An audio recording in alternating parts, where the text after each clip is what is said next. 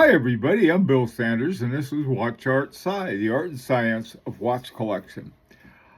Today, what I want to talk about is sort of slipping into a higher level of like an office watch. Okay, except you're out of the mail room now, and they move you up, and you're even out of the cubicles, and you're sort of moving up into a nicer level, and you want to have a something other than a sports watch or something like that. But on the other hand, you can't afford, an FP Journe or one of the real expensive watches. And so what I've done is that I put together a series of watches, all of which are you can have. They're under 10,000. And some of them are much under 10,000, but a lot of them are right on the border. And also, too, a lot of them that are under 10,000 are there because they're pre-owned. So let's take a look and see what we got, and maybe you have some ideas that you'd like to add too. Okay, first of all is one that the more I looked at it, the more I like it. The Vacheron Constantin, the Historiques 1912. Now, this watch is in white gold or yellow gold, and it has the caliber is called 1132. That's the Vacheron Constantin caliber, but it's based on a Piaget 810, also known as an 8.10, which in fact is a Frederick Piguet movement. And it's ultra thin, and it's hand wound movement, and it's the kind of watch that is there, but it's not pushy. That's sort of the best aspect of Vacheron Constantin, is that it's something special. It's not just any watch, but on the other hand, it's not blingy, and it's not, like I said, it's not pushy. One of the watches that you might be interested in. Now, the next one, this goes along with sort of the old Holy Trinity, the Vacheron Constantin, the Audemars Piguet, and so forth. Well, it'll only be 2 out of 3 for lots of reasons. But anyway, this is another watch. The more I looked at this watch, I'm going to go broke doing this, because every time I see one, I'm thinking, boy, wouldn't that be a nice watch to add to my collection? Well, here too, and they're from the Audemars Piguet Millenary. I don't know if they're still making Millenary watches, at least the men's version. Sometimes they'll drop one or the other, and I think this is a case where they dropped the men's version, but they kept the women's versions, or they may have dropped them both. I'm not sure what. But anyway, these are a couple examples of a Millenary, and like I said, the more I looked at them, the more I liked them. The one on the left is this is stainless steel, and it's a dual time watch, and it's something about it that I really like. I once had an Audemars Piguet, and it just wasn't right for me for one reason or another. But boy, I tell you, I think kept great time, well-made watch, really beautiful watches. But for the most part, they tend to be expensive. These I found were under 10,000. And again, you've got to look around. Don't take my word for it. Do your own searches, because you can find something better oftentimes, and that would be great.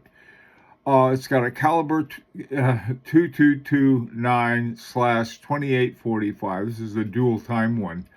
It's automatic, 4 hertz, 40 hours. Very standard in terms of the timing and frequency and so forth. Now, the gold one, and again, both of these are very close to the same price.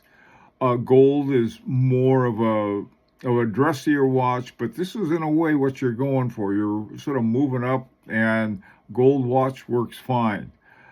This one is the caliber 2225, automatic, 4 hertz again, 40 hours, yellow gold, 39 by 35. The one on the left, the stainless steel one, is 41 by 37. So they're not really huge. They, even though they're sort of oblong off to the side, they're not giant. So these are two other watches that you might think about in stepping up, and by all means, go find out the best price you can.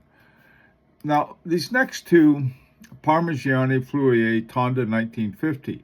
Now, both of these I found with new prices, and when I say new, oftentimes they're watches that sat around a shop and didn't sell. They were display models or something like that. But really, they're for all intent and purposes, they're new or unworn. Okay, so here they are. Now, both of them are a Tonda 1950. The one on the left is stainless steel, and it was I found it for $69.50. Again, you're talking about a new watch. Both of these watches, these are very much of what you can find. You'll see in like a Calatrava or a what are they called? They're not called a Patriarch, but something like that Vacheron Constantin has. And very clean, very professional. And both of these watches are, in my opinion, just wonderful watches. The caliber is a PF701, which has a base of a Vacheron it's called VMF 5401, 3 hertz. I like that.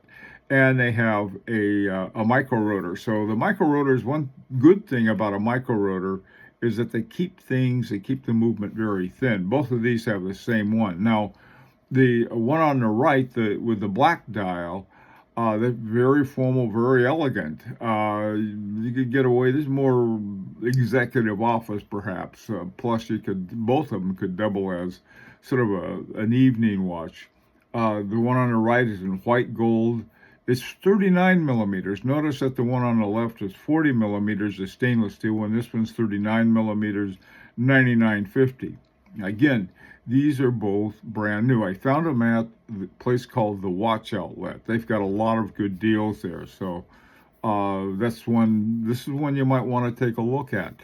I can't tell the difference between white gold and stainless steel, so you can the one on the left, as far as I'm concerned, looks like the one on the right. They're both nice, though. Now, this next two is the Grand Seiko. Now, here's something. Normally, I am not a big fan of the high-frequency watches, and both of these are 5 hertz. I like them under 4 hertz, so 2.5 hertz is the place I like. But Grand Seiko is one of those watches, sort of its moving up kind of watch. There are two different ones I have here. The one on the left is called the White Birch Shirakawa, and the one on the right is called the Yukijisho. And my Japanese, I used to speak Japanese, but I don't anymore. It's been a long time, and so I probably mispronounced it terribly, and I apologize for that.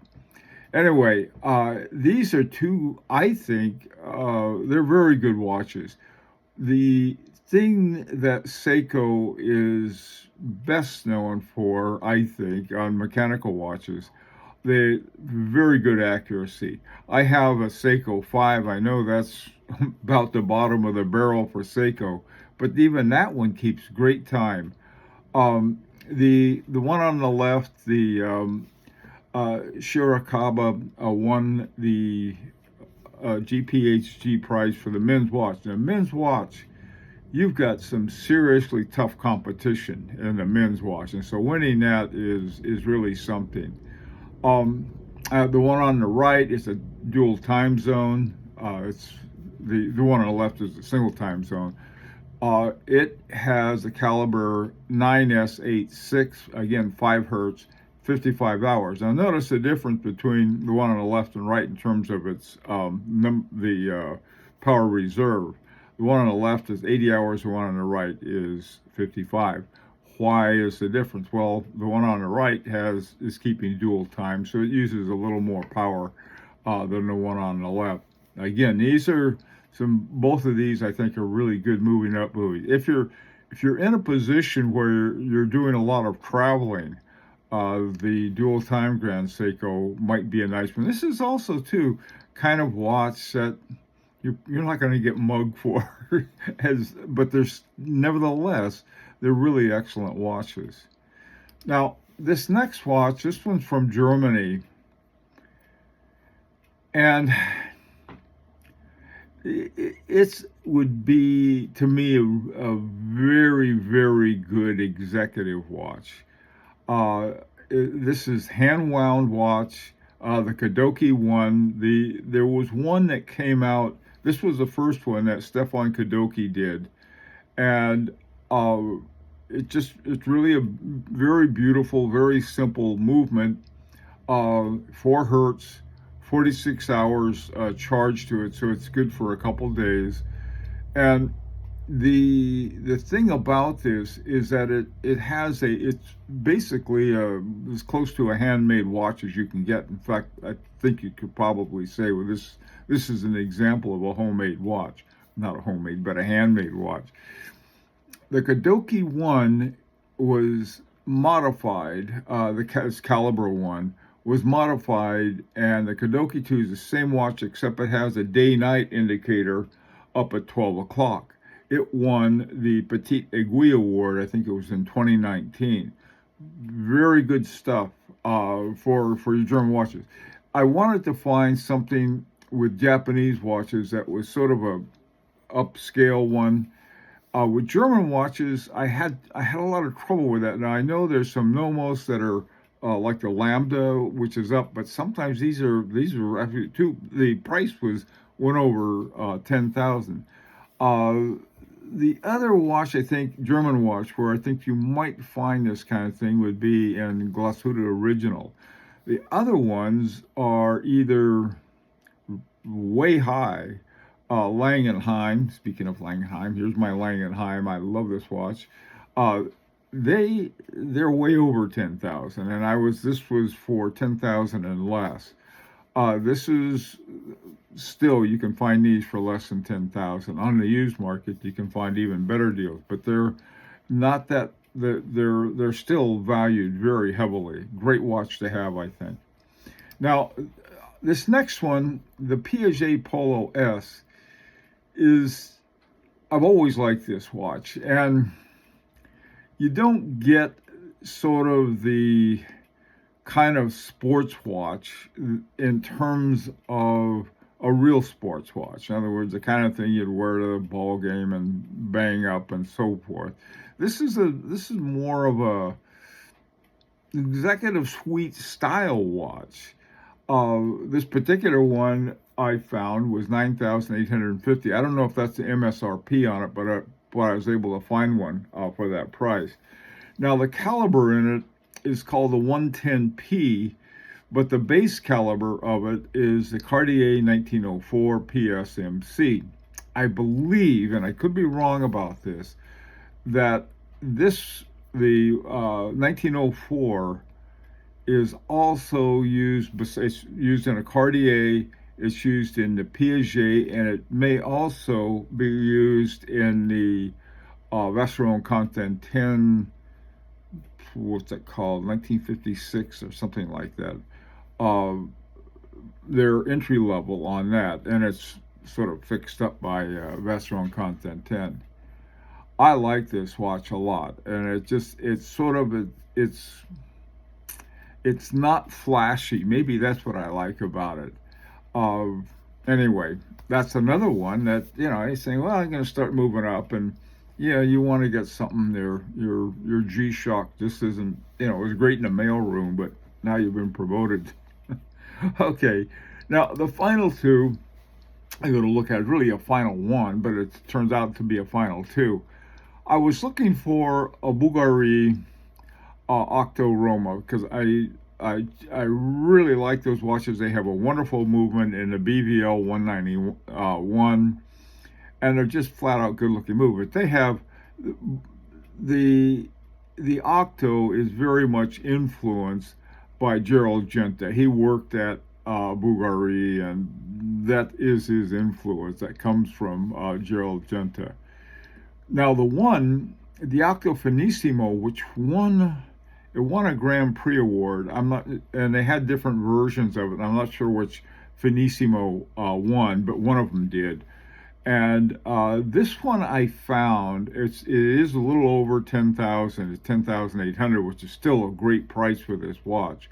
I found it at Joma Shop, and that was when I was looking for an Octo Roma, and I found an Octo Roma there for $53.50 US dollars. A great price, and it's a great watch. It's really an excellent one. This one's in steel, 41 millimeters. It's got the 191 BVL 191 movement, as I mentioned before. Now, in the Finissimo, you have the BVL 138, both of which are in-house by Bulgari. So here you have, I think these are good watches for moving up. You want something to wear at the office, but you want something a little nicer that this is like, you get promoted. Maybe that's something you can do. I know that depending on your work, this can this can be more or less affordable, but there are a lot of options out there. Also, too, I bet you've got some. You say, oh, wow, how come you didn't do this one and this one and this one? Because I was waiting for you to tell me. That's why. Anyhow, let me know what you think. And this is an opportunity to subscribe if you like. And until next time, this is Bill Sanders for Watch Art Side, the art and science of watch collection.